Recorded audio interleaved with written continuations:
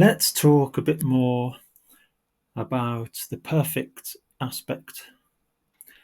So in the last video, I gave you a perspective where we looked at a current situation and then matched it with the cause of that situation, the reason why that situation came about.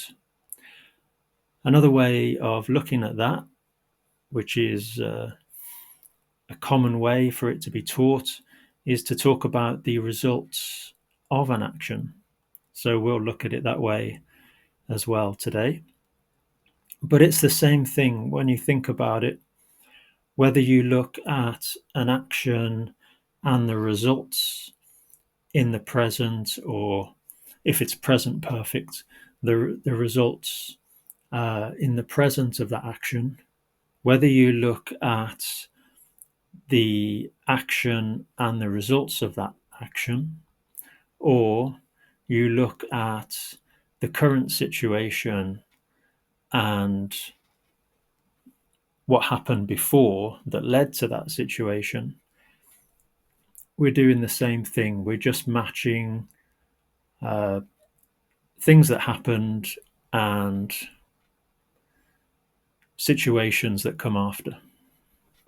So here we have a woman who looks a bit hungry. You can make questions with the perfect as well. Have you had breakfast? Looks like she didn't. She wants a donut. A chocolate donut with sprinkles, I'm guessing that is.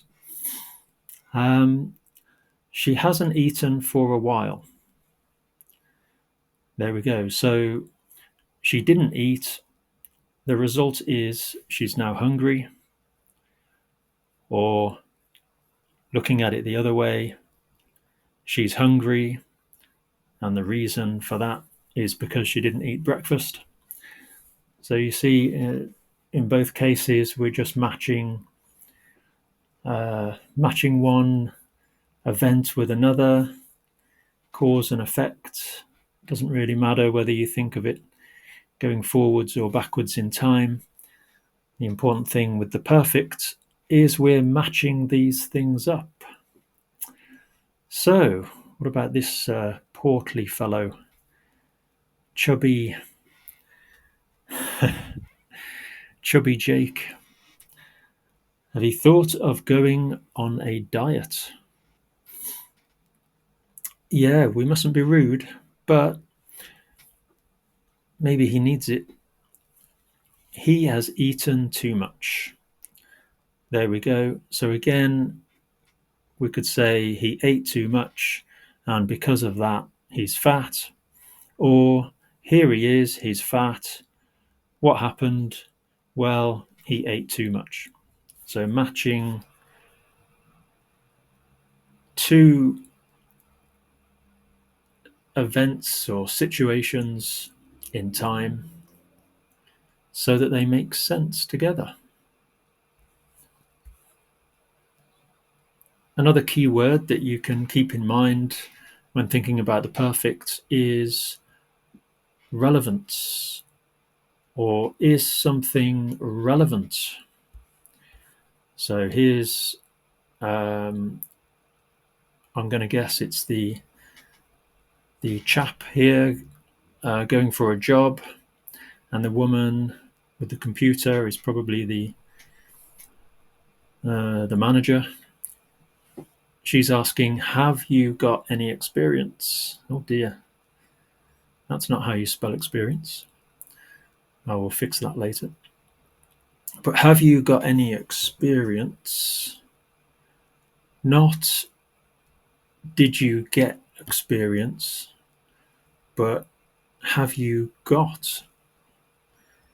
Because it's relevant now. It's relevant to the interview. It's relevant to the situation. And he says, yes, I've worked in all the best places. So there's a top tip. If you go for a job interview, you can use that line. So not I worked in all the best places, because that makes it historical. We want to keep it fresh and relevant now. So I have worked, or I've worked in all the best places. Another example, he's had a shower. He is clean and feels good. So you see, again, we're matching two things: the shower and the state and feeling of being clean. So it's a nice, perfect combination. However,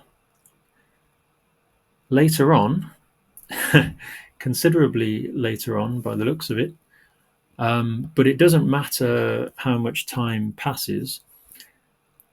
The question is, are the results, in this case of the shower, are the results still there? And looking at this guy here, maybe he had a shower, but now he needs another one. So we wouldn't use the perfect, because the shower no longer matches his current state. So the shower becomes historical. So he had a shower. Another example with education. She has got her degree. So there she is in her gown and mortarboard hat, we call that. It's very relevant to her. She clearly, when she's receiving her certificate, it's perhaps the most relevant thing in her life. So clearly, the perfect is the thing to use. She has got her degree. Not just she got her degree, but she has got her degree. It's very relevant. Okay, some time passes. However,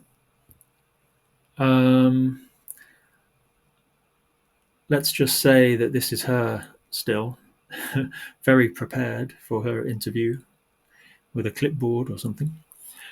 Now, although some time has passed, her qualification is still relevant because she needs it for this job. She has done all the necessary courses. She's done all the necessary courses. It's still relevant, so it's appropriate to use the perfect. Later on, and again, it doesn't matter how much time has passed, but the question is the degree still relevant? And maybe it is a little bit, but not really that much compared to her experience and other professional qualifications. The degree isn't really the big thing anymore. It's not so relevant. So we're less likely to use the perfect. It doesn't mean you can't use it.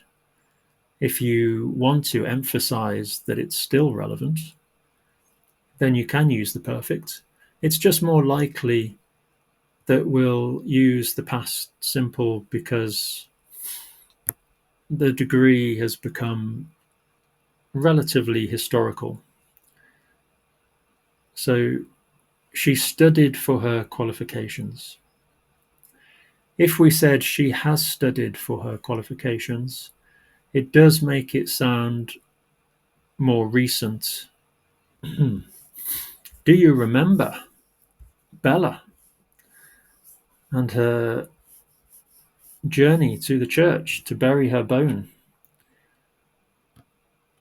Maybe by now you've read the sentences in these boxes. it does go from basic to more advanced language, but it's there so that you can use it as a reference. I'm going to focus in on this bit, which is opposite to our current discussion, because we use the perfect to talk about news. Now, a headline could be "Dog buries bone." We often remove the articles, so it's not "A dog buries a bone," but just "Dog buries bone." It's short, it has an impact, it's quick to read, so it's good for a headline. Then, a dog named Bella has buried a bone in a church.